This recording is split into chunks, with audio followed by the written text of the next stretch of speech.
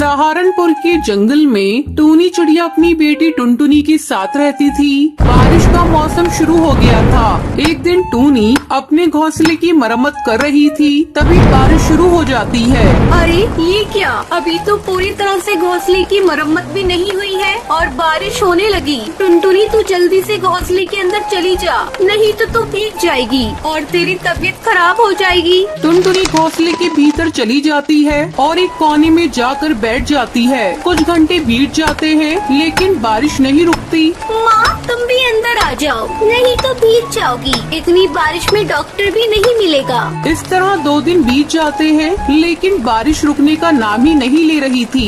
बेटा तो चुपचाप एक जगह बैठी रहना, मैं बाहर जाकर राशन का इंतजाम करती हूँ। पता नहीं अभी कितने दिनों तक और बारिश होगी, तुझे भी भूख लग रही होगी।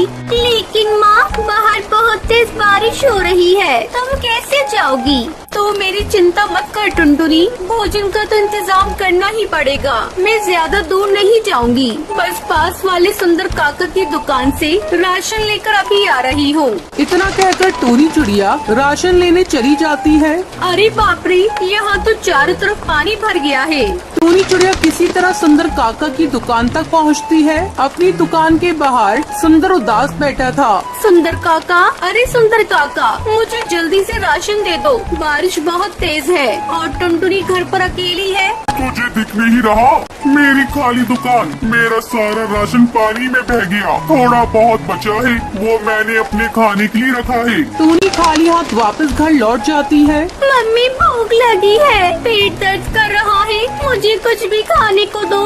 हाय रे मेरी बच्ची, उसे तो तेरा रोना देखा नहीं जा रहा है। हे भगवान, मेरी बेटी रो रही है और भूखी है। इस बारिश में मैं अपनी बेटी के लिए कहाँ से भोजन की व्यवस्था करूँ? तभी उसके घोंसले के बाहर हरी तोती आती है। अरे ओ टूनी, ये ले कुछ भुट्टे, मैं तेरे और तेरी बेटी के लिए लेकर आई हूँ।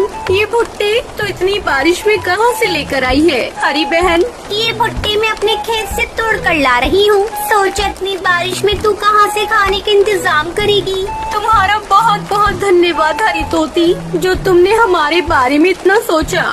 फिर दोनों माँ बेटी भरपेट भुट्टा खाती हैं और सो जाती हैं। अचानक आधी रात को टूनी चिड़िया का घोंसला टूट जाता है और दोनों माँ बेटी पानी में गिरकर बहने लगती हैं। बचाओ बचाओ, हमें कोई बचाओ, नहीं तो हम लोग डूब जाएंगे। किसी तरह उसके पड़ोसी उसे बचाते हैं और अपने घोंसले के अंदर ले जाते हैं। क्या बताऊँ चंपा बहन, मैं अपने घोंसले की मरम्मत सही समय पर नहीं कर पाई, इसलिए इस बारिश में मेरा घोंसला टूट गया। अगर आज आपने नहीं बचाया होता तो हम लोग तो मर ही गए होते। ऐसा मत कहो टोनी बहन, बचाने वाला तो ऊपर वाला होता है। मेरी बहू आज अंडा देने वाली है, इसलिए मैं उसकी देखभाल कर रही थी। तभी तुम लोगों की चिल्लाने की आवाज सुनाई दी और मैं जल्दी तुम लोगों के पास आ गई। रुको, मैं तुम दोनों के लिए चाय बनाती हूँ। चंपा कौवी उन दोनों को चाय बनाकर देती है। थोड़ी देर बाद चंपा कौवी की बहू अंडा देती है। फिर सभी सो जाते हैं। बारिश थमने का नाम नहीं ले रही थी। कई दिन बीत जाते हैं। धीरे धीरे बाढ़ का पानी चंपा कौवी के घोंसले में घुस जाता है और उसमें उसकी बहू का अंडा बहने लगता है। माँ जी जल्दी उठिए, वो देखिए मेरा अंडा पानी में बह रहा है। क्या हुआ बहू? तू क्या कह रही है बहू? तो घबरा मत, मैं अभी तेरे अंडे को ढूंढ कर लाती हूँ। चंपा बहन जल्दी चलो, अभी अंडा ज्यादा दूर बहकर गया नहीं होगा। टूनी चिड़िया चंपा कौवी के साथ अंडे को ढूंढने के लिए जाती है। अभी वो थोड़ी दूर ही गई थी, उसे अंडा दिखाई दे जाता है। वो जल्दी से अंडे को उठाती है और घर लेकर आती है। ये ले बुलबुल बहू, तेरा अंडा।